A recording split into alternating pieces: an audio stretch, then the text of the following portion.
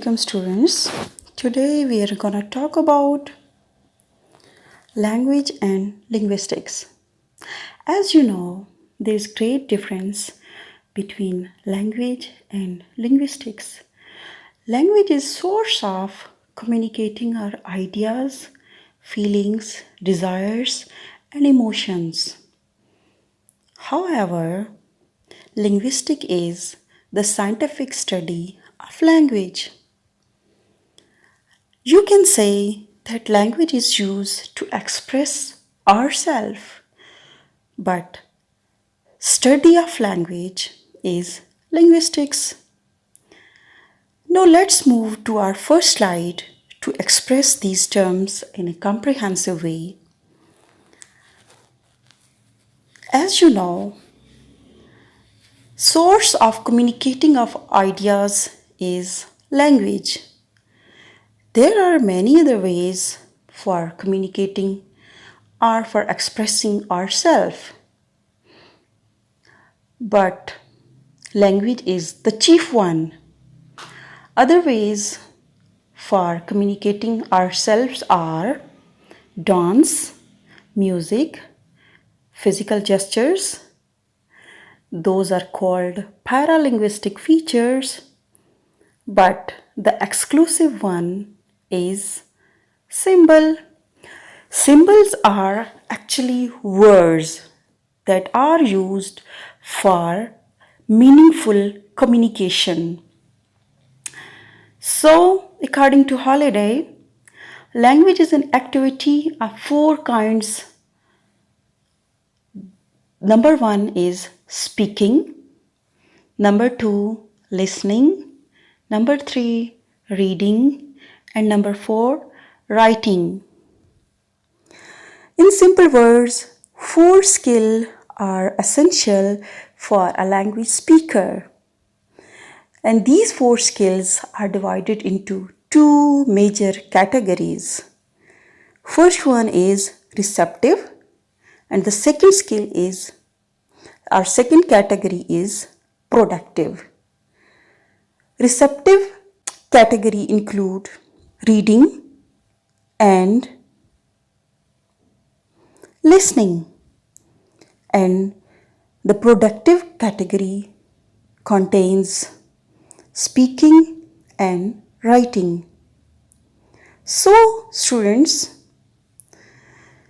a language speaker must have these four skills to make yourself or to make oneself a language speaker. Let's move to our third slide, that is the definitions of language. First, we are gonna talk about definition given by Sapir in 1921. According to him, language is primarily human and non-instinctive method of communicating ideas, emotions and desires by means of system of voluntarily produced symbols. Let's analyze this definition. First important element in this definition is that language is primarily human. It belongs to human being. It means animals and other creatures are excluded from this category. Second important element is that it's non-instinctive, means it's not inherent or innate quality, because it requires a specific environment. For example, if any person or any child is not exposed to a specific environment for communicating his ideas, he cannot speak. He cannot speak even a single word. It means that he has to indulge in that atmosphere in order to express his or herself. Next important thing is that it is produced by our vocal cords that is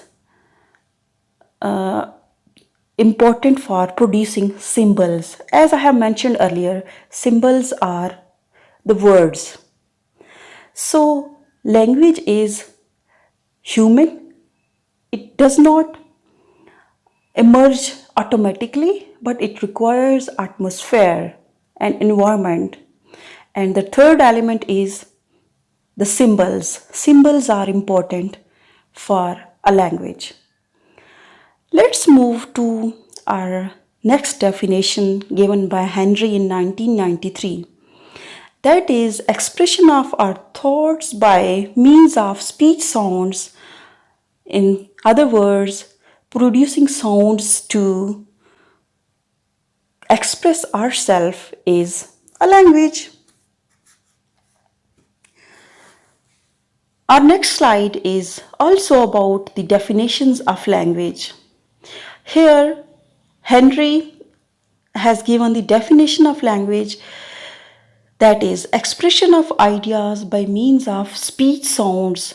Those sounds are combined into words. Similarly, Traeger has given another definition, and that is language is system of conventional spoken or written symbols by means of which human being as member of social group and participants in its culture communicate.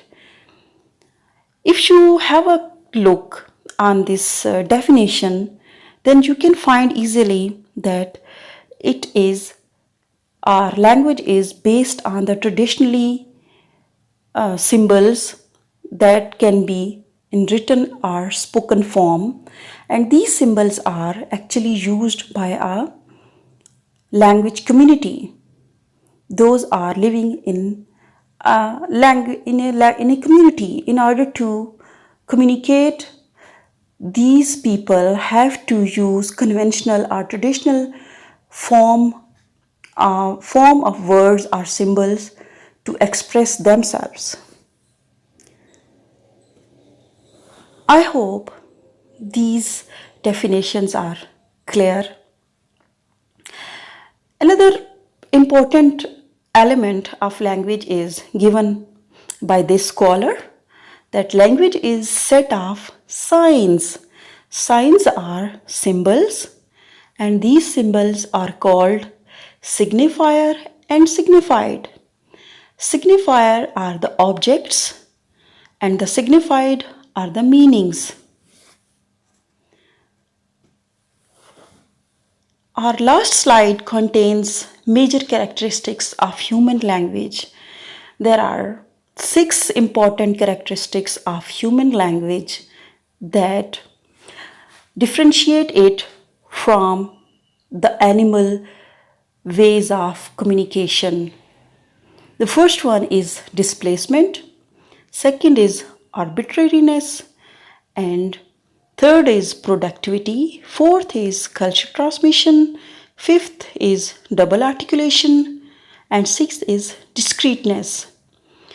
So students, I hope you are clear up till now, but I would like to conclude my lecture in simple words that language is source of communicating our ideas by means of speech sounds, and linguistic is the study of this language.